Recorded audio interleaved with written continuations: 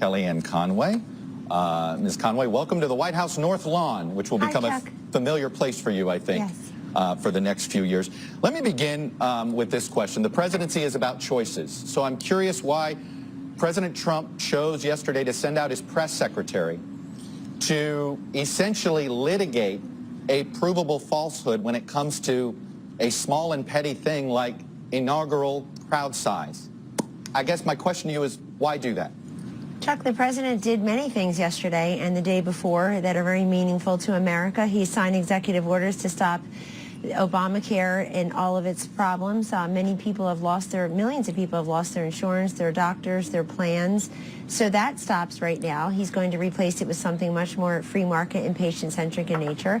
And on this matter of crowd size, for me, I think the most quantifiable points of interest for Americans should be what just happened a few months ago that brought him here, the 31 of 50 states he won, the 2,600 counties, the 200 counties that went for President Obama that now went to President Trump, and the fact that 29, 30 million women voted for Donald Trump for president. They should be respected. Somebody should cover their voices as well.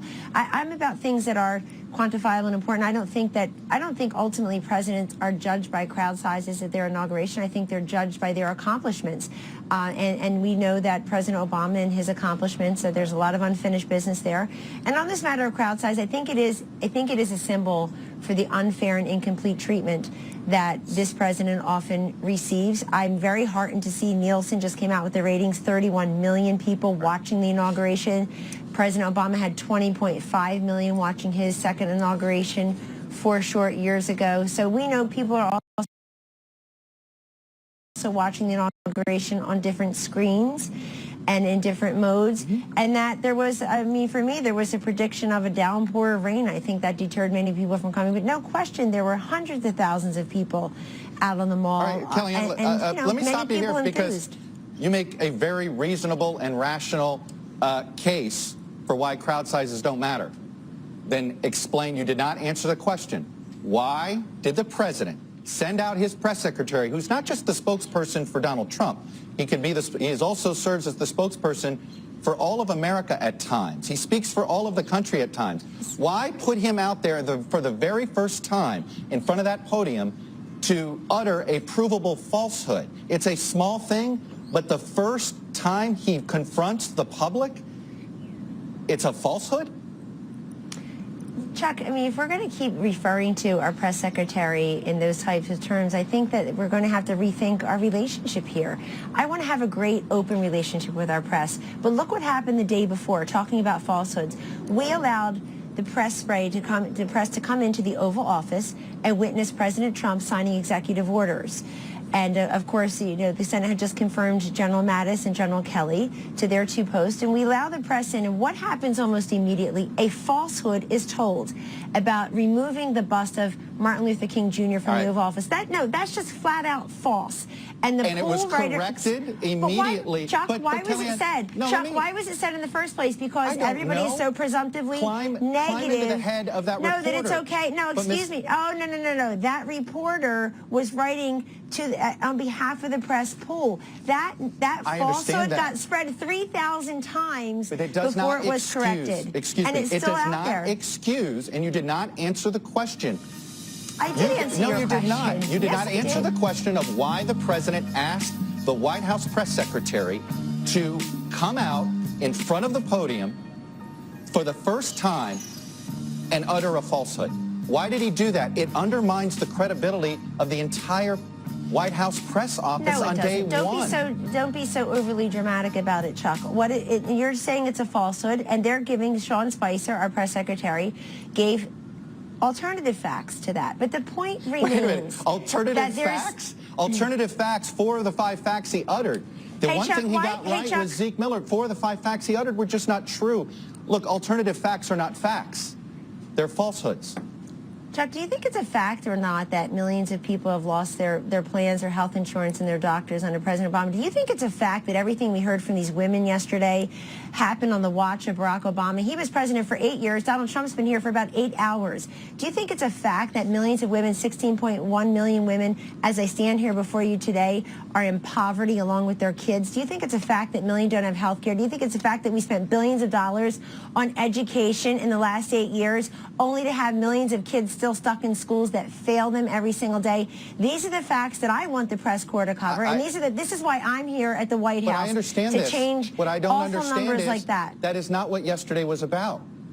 So you have not answered the question. You did not answer the question. It's what this presidency is going to be about. You sent the press secretary out there to utter a falsehood on the smallest, pettiest thing. I don't think anybody can prove that. Look, I actually don't think that. Maybe this is me as a pollster, Chuck, and you know data well. I don't think you can prove those numbers one way or the other. There's no way to really quantify crowds. We all know that. You can laugh at me all you want, but I'm very glad. I'm just Chuck, befuddled. Well, but you are, and I think it's actually symbolic of the way we're treated by the press. The way that you just laughed at me is actually symbolic of the way, very representative of the way we're treated by the press. I'll just ignore it. I'm bigger than that. I'm a kind and gracious person. But let me tell you something else. I'm really glad that NBC News and Chuck Todd all of a sudden are so thrilled to cover crowd control, because we were mocked daily for talking about the significance of our historic rallies during the campaign. Donald Trump brought in historic crowds to Michigan, to Wisconsin, to Pennsylvania, to Florida, to North Carolina, and on great days we were ignored, and on most days we were mocked. And those crowds did matter because he built a movement the likes of which people haven't seen. But what I don't understand is why he's litigating this. Why stand in front of a memorial at the CIA? What else did he say at the CIA, though? Sizes? You don't want to talk about the rest of this, what he said at the CIA. First of all, his very presence at the CIA sent a great message to our men and women, our brave men and women in the intelligence community. He went to the CIA yesterday. He thought he was going to witness the swearing in of his CIA director, Mike Pompeo. But you know why that didn't happen, Chuck? Because the United States Senate won't confirm Mike Pompeo as CIA director. Ask Senator Schumer why that is. That is going to be a question I have for him.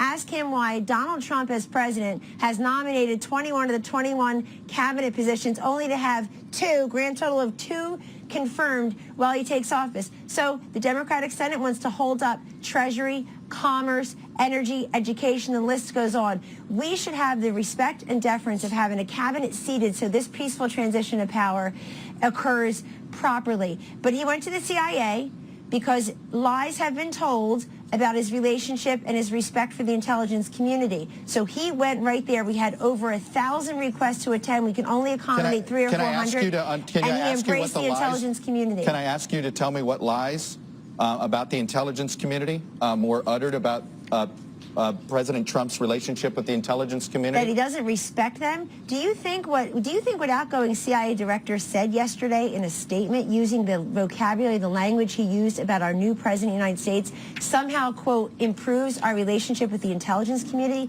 It is irresponsible, it is reprehensible, and it is totally unnecessary. Then let me ask you this. Is this responsible? He called it, was disgraceful intelligence agencies allowed any information so false and fake out disgrace, say that something Nazi Germany would have done and did so. Disgrace, that was on January 11th.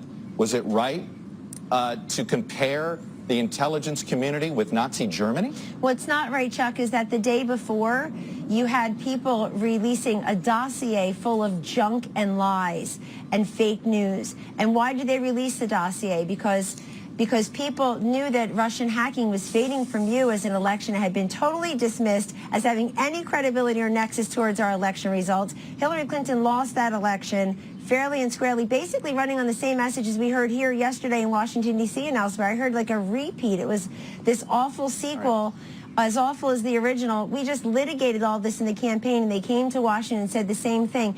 President Trump is very concerned about the leaks that have occurred, and he's very concerned that people would really denigrate the respect that he has for men and women of the intelligence community. Why don't you go back to his statement on Friday, January 6th, after he had an intelligence briefing that he and Vice President Pence won't talk about because it's top secret, and they won't leak about it because you're not supposed to. They're protecting our intelligence, and they're protecting the security of people like you and me and our children, Chuck, by not leaking. But what he said that day on January 6th, put that statement up for your viewers if you want to do us an honest service. He said in the beginning of the statement, I respect the service of our great men and women in the intelligence community. And then the last part of the statement was that he looks forward to directing his own intelligence team within 90 days of becoming the President of the United States to give us a better view of cybersecurity and to put better security measures in place. It'd be nice if he had a CIA director. He doesn't today because the Democrats are holding up his CIA director. I want to go back to a question that you continue to deflect. Why was it necessary to send out the press secretary on his first day in office to utter a provable falsehood that now calls into question everything the press secretary will say from here on out? It will for many Americans. No, it doesn't. You want them to hear that. You want them to hear that I'm not answering your questions, which I'm doing. You want them to hear that they can't trust our press secretary. I think that is a very dangerous statement to me. What was the motive to have this ridiculous litigation of crowd size? And now you're casting it, and your job is not to give your opinion, Chuck. Respectfully, your job is not to call things ridiculous that are said by our press secretary and our president. That's not your job. You're supposed to be a news person. You're not an opinion columnist. Can you please answer the question? Why did he do this? You have not answered it. I'll answer it this way. I'll answer it this way. Think about what you just said to your viewers. That's why we feel compelled to go out and clear the air and put alternative facts out there. It's a political tactic to come up with alternative facts and try to set up the press as your enemy? No, I didn't say that at all, and that's not why I'm here in this building. I'm here because of all the provable, quantifiable facts, because of the devastation and destruction in our schools, with our health care, in our economy, with our small business owners, and yes, certainly with terrorism, infrastructure. This guy's going to do so much in the first week. He's going to talk to Prime Minister Benjamin Netanyahu today about the Middle East, about Iran. He's going to end the week receiving Prime Minister Theresa May from the UK here, his first foreign leader to be received here. They're going to help renegotiate U.S.-UK trade. But you want to talk about things the media doesn't want to cover. You totally missed Brexit and Theresa May. You totally missed Trump's campaign. You want to talk about provable facts. You've missed it all along. America doesn't really... I mean, look, you've got a 14% approval rating in the media that you've earned. You want to push back on us, and yet you have a 14% approval rating. All I'm looking for is an answer to a simple question. You never answered why or the motivation of what was necessary about doing that yesterday. Tell me why you just referred to us as ridiculous. Tell me why we were lied about with the MLK bust. I think the debate is ridiculous, and I did not say anything about ML. You're a deflect. Look. You're deflecting in order to avoid NBC covered that false report. NBC covered that false report, as did 3,000 other articles that are still up online. Chuck, you can't have a press coming into the Oval Office on day one of the administration. We welcome them in to be open and gracious and to have a great relationship with the press. They came in, and the press pooler wrote a false article about the removal of the bust of Martin Luther King Jr. days after President Trump met with Martin Luther King III, Martin Luther King Jr.'s son, in New York City, had a very constructive, open conversation where Martin Luther King Jr.'s son said, we have to unify and help heal the country together. And boom, any snarky attempt to try to undercut this president in the Oval Office while he's doing the business of the country. I mean, we can't have this kind of relationship. I completely agree, but well, I'm sitting here trying to answer basic questions, and you're trying to attack me with some... I'm not attacking you. You attacked us as ridiculous. With some weird Twitter feed that you guys are obsessed with. Look, I'm going to have to leave it there. You have another interview.